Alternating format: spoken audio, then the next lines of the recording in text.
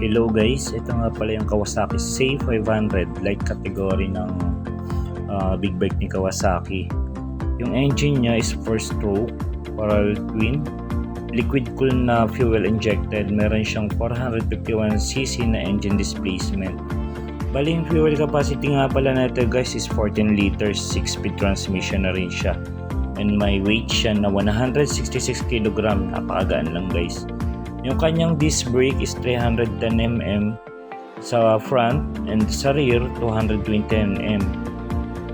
Bali ano lang siya, puro single disc brake lang siya pero naka-Nissin caliper na rin yan. Yung kanyang fork is naka-telescopic fork na rin yan. And then yung kanyang rear suspension is adjustable gas type. Meron din siyang tire size na 110 by 70 R17 and sa rear 150 by 60 R17. So yan, napakaganda guys, no? Laki rin ng tangin nito guys, mababa lang siya yung seat height niya. So kayang-kaya sa mga 5'5", ang height ng mga Pinoy height, kayang-kayang dalhin. So magaan din kasi 166 kg lang siya. So yan yung kanyang panel, sa digital yan pero di ko pwedeng buksan kasi display siya. So pinayagan lang tayo mag-video. And then guys, ito yung looks niya sa gilid, napaka-pogi nito guys kung makikita niya sa personal. Then di pa tayo guys kay Versy. Yan, si Versy naman ganun din, liquid cool din siya, parallel twin, 4-stroke, naka fuel injected.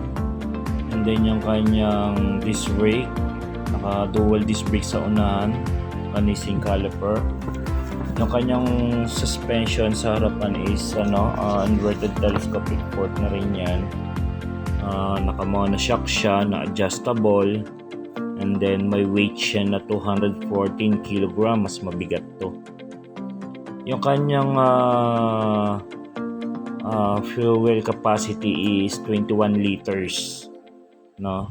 And then yung kanyang size ng tire, medyo malaki-laki to, 120 sa unahan, 120 by 70 R17, and saka sa likod 160 by 60 R17. So yun lang guys yung may shirt ko kay Versy, hindi ko kasi siya masyadong kabisado eh. So yan, ang lambot ng upuan niya, ang laki ng tangke niya, no? Sarap sakyan, susubukan ko to.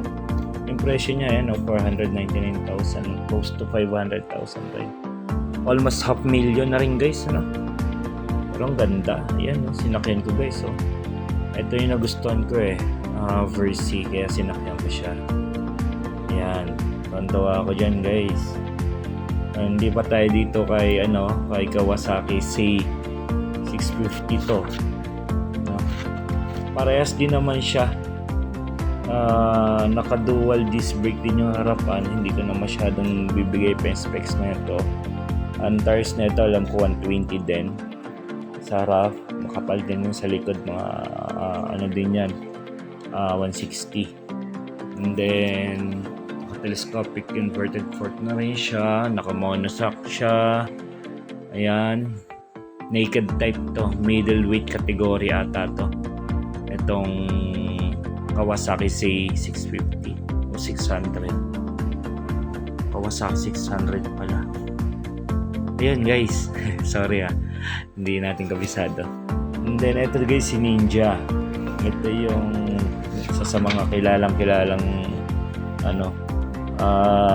big bike kay Kawasaki. Dami ko nakikita dati nito, merong Ninja. Ingit na ingit ako. Then ngayon ko lang talaga siya nakita ng personal. Guys, ang ganda niya, no? Ang lapad, laki ng tangkin, laki ng body width niya. Naka dual disc brake din to, tapos yung kanyang fork is inverted na rin, telescopic fork. Then ito yung unahan niya, ang laki ng tangke. Alam ko nasa 17 liters ang capacity nito eh. Ito pala yung 650 Ninja Kawasaki Ninja 650. Sorry guys, bulol. Kaya yan yung side niya, view niya ang ganda oh. And And then guys, lipat tayo mamaya kay H2. Ikot lang ako. Ayun sa H2 na sa unahan, no. Yan, ito yung grabe, yung fastest nila na motor.